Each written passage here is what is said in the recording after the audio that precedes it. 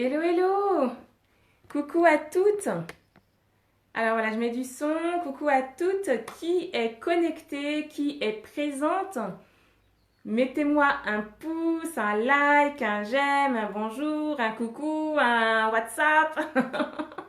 Et sinon, si vous regardez la vidéo en replay, bah notez-moi replay, ça me permet de savoir qui était présent en direct et qui regarde en replay. Coucou Charlène. Bon, cette fois j'ai fait l'effort de prévenir que j'allais faire un direct, donc j'espère que vous allez être nombreuses.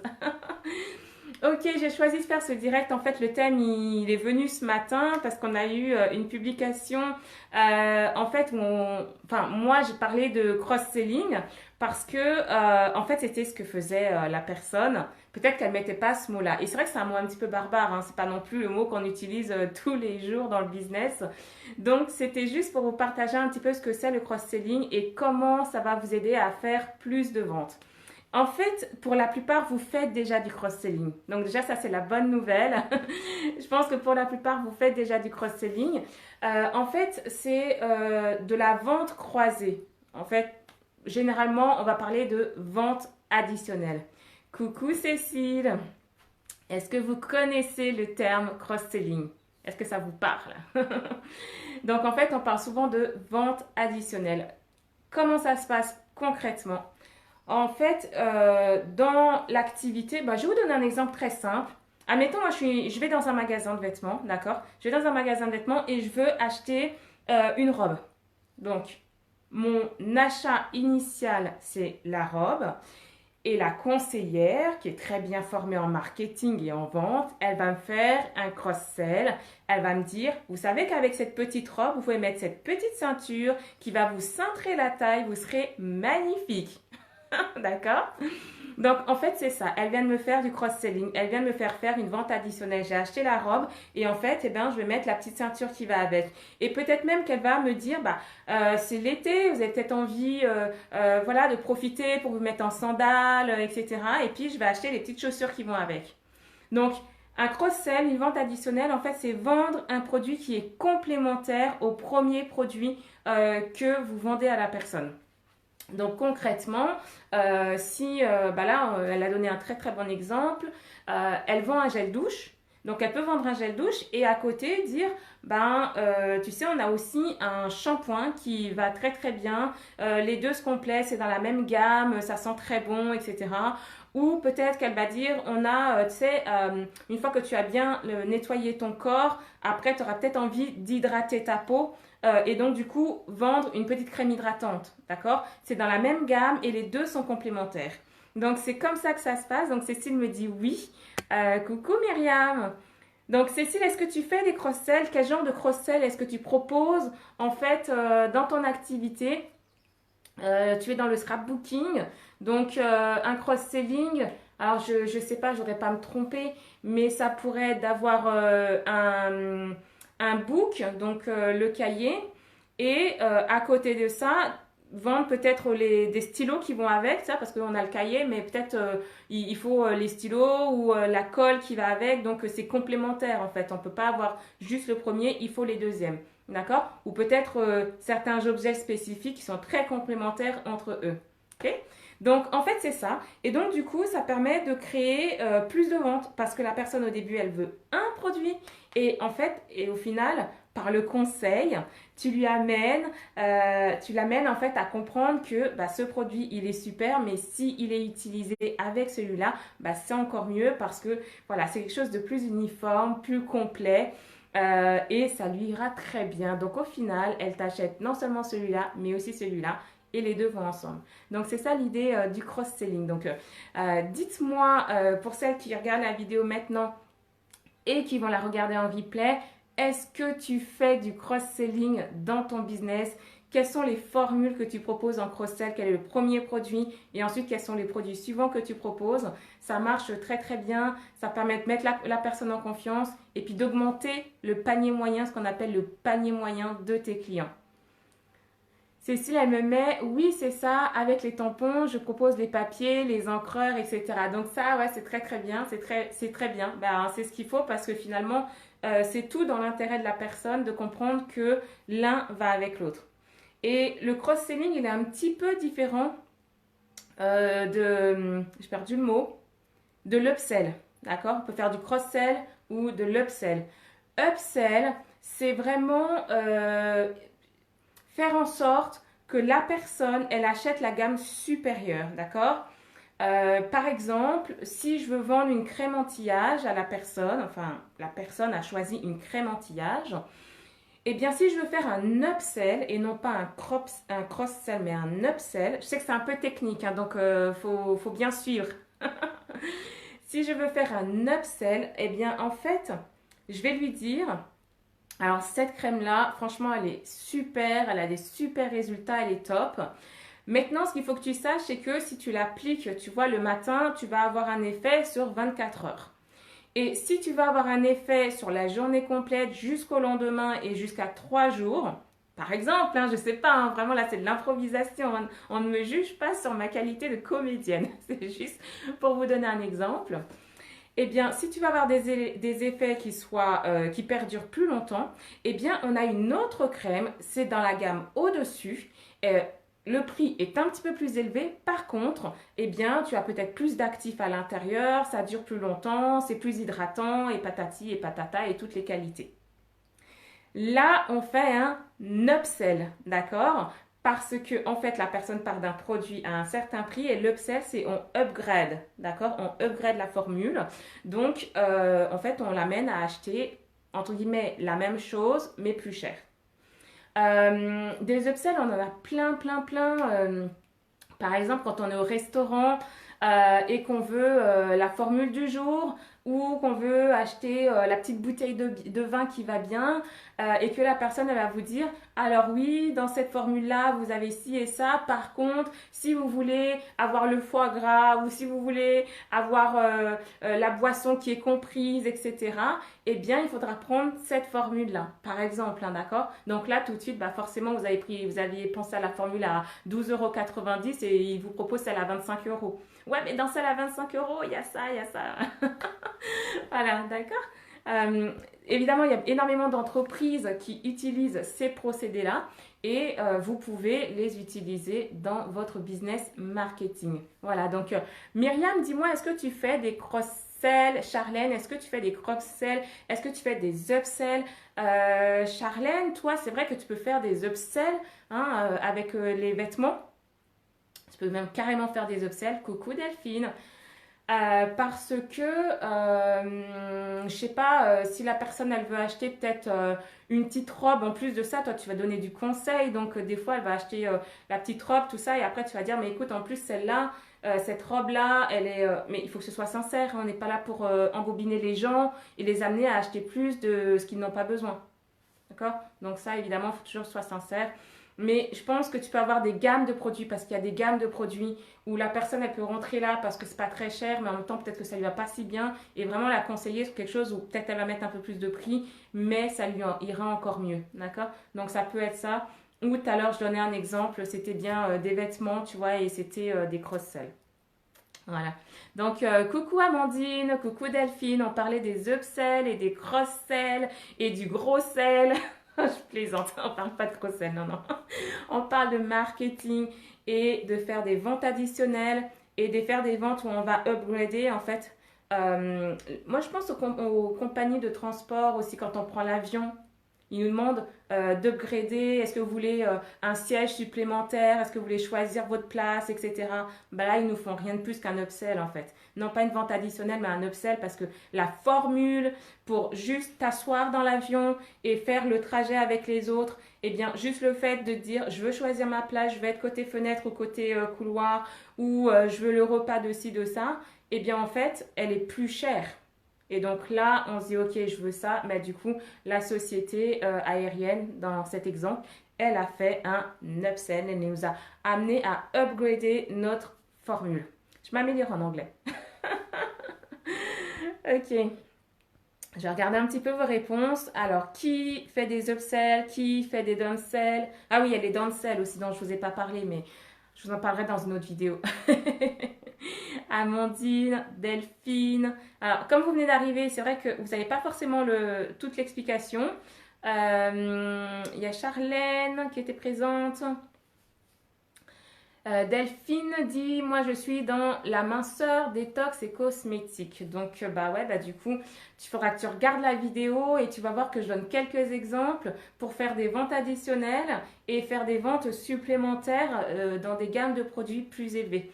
C'est vrai que dans la minceur, notamment la minceur, la détox, c'est intéressant parce que là on peut vraiment faire des upsells.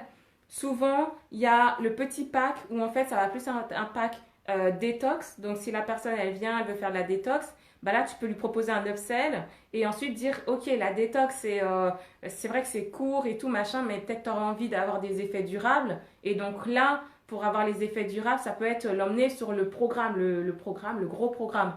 D'accord? Donc, ça peut être un exemple. Il y a plein de choses à faire, hein, vu les domaines dans lesquels tu es, il y a plein de choses à faire, mais ça peut être un exemple d'upsell, là, pour le coup. Pas de cross-sell, tu pourrais très bien faire un cross-sell, mais là c'est un upsell, hein, pour vous illustrer la différence entre les deux que tu pourrais faire si tu es dans ce domaine-là. Voilà. Je vois un pouce. Qui met des pouces? En fait, je vois pas tout, hein, vu que je suis sur mon téléphone. Je suis sur mon téléphone parce que ma connexion sur l'ordinateur aujourd'hui, c'est une catastrophe. Mais c'est pas grave. Je suis assez zen, il fait beau. Je fais des trucs qui m'enthousiasment. Donc, en fait, tout va bien. Alors, je vends parfois des ventes additionnelles avec la détox plus minceur. Bah, ça, c'est top. C'est vraiment bien, c'est exactement ça, c'est le bon exemple, tu as bien compris. Donc après, c'est vraiment faire et refaire. En fait, c'est prendre l'habitude. Voilà, et après on gagne en aisance. Après, c'est de plus en plus facile. Après, tu as des témoignages aussi des personnes qui ont suivi tes conseils, qui ont concilié les deux et qui ont eu des résultats. Donc ça aussi, ça va aider à gagner la confiance encore de nouvelles personnes et de pouvoir à nouveau faire le process et de pouvoir à nouveau t'améliorer, gagner en confiance, etc. Donc ça, c'est un cercle vertueux. Donc c'est bien Delphine, c'est bien, très très bien. Coucou Sonia. Voilà, voilà. Bon, de toute façon, à ce stade-là, les nouvelles personnes, vous n'allez rien comprendre, hein, d'accord? Si je vous parle de upsell, cross-sell, machin truc, il faut reprendre la vidéo en replay et du coup, voilà, vous aurez la définition. Ce que j'ai envie de dire pour terminer, c'est que c'est vraiment important, franchement, d'être curieuse et d'aller voir d'autres méthodes. Ça, c'est des méthodes qui vont plus être vraiment du marketing qu'on va apprendre dans les écoles de commerce. Moi, je n'ai pas fait d'école de commerce, hein, donc croyez pas. C'est vraiment justement parce que j'ai appris, j'ai expérimenté, etc. Donc, je vous partage ça aussi. Hein. Je veux dire, garder la connaissance pour soi, c'est bien, mais c'est mieux de la partager. Eh bien, donc en tout cas, voilà, d'être curieux, d'aller voir des nouvelles méthodes, parce que finalement, dans d'autres domaines, dans d'autres secteurs, eh bien, on a beaucoup de choses à apprendre et on peut en fait les appliquer dans notre activité de marketing de réseau. Personnellement, j'adore ça. Aller voir ce qui se passe ailleurs dans les autres domaines. L'autre fois, j'ai été inspirée par une boulangerie. Bah, les boulangeries, c'est un excellent exemple d'upsell justement. Vous savez, la boulangerie, alors c'est pas la boulangerie du coin, quoique peut-être maintenant ils s'y mettent aussi. Mais oui, ils font 3 baguettes achetées, la quatrième offerte. 3 pains au chocolat achetés et le quatrième offert. Ben ça, c'est un upsell. Tout simplement. Donc dans la vie concrète, vraiment, eh bien, ça s'illustre. Voilà. Donc, moi, j'aime bien apprendre toutes ces nouvelles techniques. Pour celles qui le savent, je vous apprends une nouvelle technique dans la formation qui s'appelle MLM Booster. Là, c'est la technique pour faire tout ça. Oh, ça sonne, hein. Je vais pas me plaindre hein, d'avoir des amis. Pour faire tout ça de manière automatisée grâce au tunnel de vente. C'est peut-être comme les upsells et les cross-sells, c'est peut-être un mot qui sonne barbare comme ça, mais c'est une technique parmi d'autres. Et gardez l'esprit ouvert, allez apprendre, chercher des nouvelles choses et ne pas rester que dans notre domaine, parce que dans notre domaine, il y a énormément de choses qui fonctionnent, mais ça mérite d'être nourri par encore d'autres choses. Il y a tellement de techniques qui existent. Et là, le principal, c'est pas forcément de tout faire, mais de faire ce qui nous correspond le mieux. Et Sonia me met, j'ai du mal. Coucou Marie, le MLM c'est pas évident, je galère. Ah, ben oui, c'est pas évident, c'est clair. C'est pas évident et c'est d'ailleurs pour ça que bah, tout le monde ne réussit pas. Et on va pas se mentir, franchement, c'est accessible à beaucoup de personnes, mais c'est pas si facile que ça. Et si c'était aussi facile, tout le monde le ferait. Donc, effectivement, il faut se former, il faut apprendre, il faut mettre en place une stratégie. En fait, maintenant, personnellement, je ne jure que par avoir une vraie stratégie parce que au début, on va faire des choses qui vont être un peu intuitives, un peu freestyle. Alors, intuitif, c'est bien, d'accord? Parce qu'il faut garder son intuition, mais un peu freestyle. C'est-à-dire qu'on n'a pas de feuille de route, on n'a pas de fil conducteur, on n'a pas de méthode, en fait.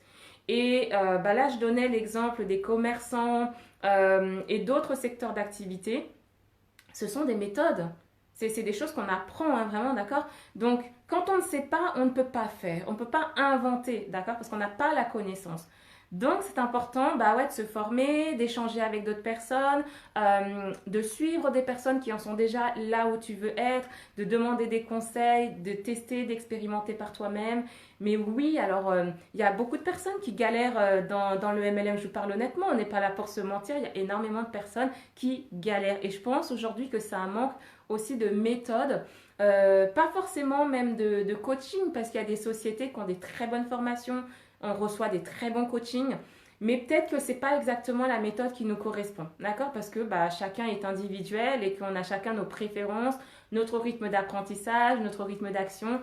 Et du coup, là, c'est vraiment aller chercher ce qu'il te faut toi, parce qu'une fois que tu as trouvé, là, franchement, ça décolle comme une fusée. Alors, coucou Isabelle. Sonia, je cherche des nouvelles techniques. Je n'ai pas trouvé ma méthode car j'y crois. Ouais, écoute, moi je propose des techniques, donc notamment la formation dont je t'ai déjà parlé. Je propose aussi du coaching, des accompagnements individuels. Alors, du calme, j'en fais très peu, hein, d'accord? C'est vraiment quelques personnes. C'est sélectif un petit peu parce que je ne peux pas accompagner tout le monde. Et c'est du one-to-one, donc vous et moi. Ok? En fait, c'est même secret, en vrai, j'ai... Mais bon, c'est dit, c'est dit.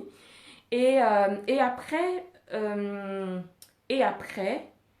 regarde avec les collègues, demande-leur s'ils ont suivi des formations particulières sur le marché francophone.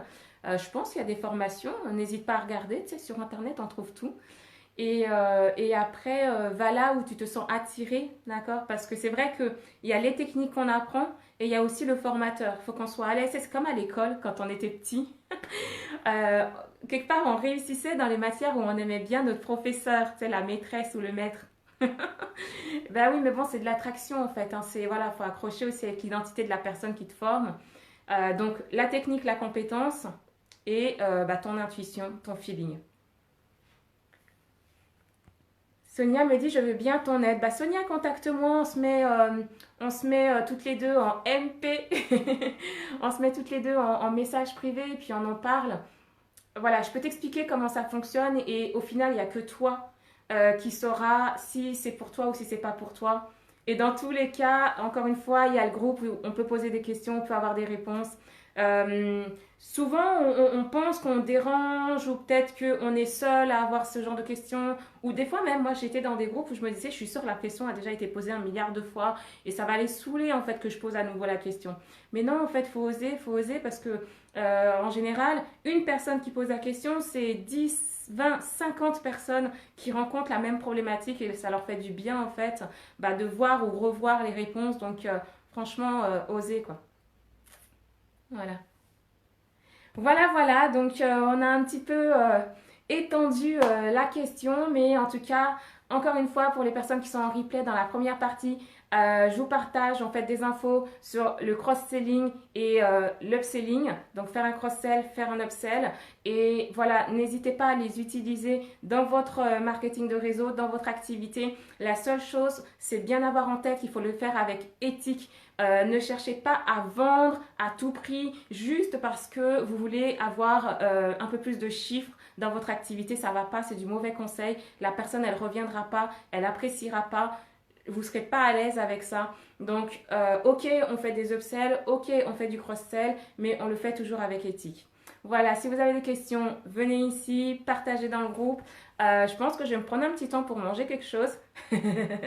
Et puis, bah, je rattaque cet après-midi. Cet après-midi, c'est principalement des rendez-vous individuels. J'ai plusieurs personnes qui me demandent des informations alors, sur divers thèmes. Mais voilà, cet après-midi, ce sera principalement ça. Je vous souhaite de bien continuer, d'oser, partager dans le groupe, parce qu'en partageant plus, on réussit plus. En tout cas, c'est l'état d'esprit des intrépides. Ciao, ciao!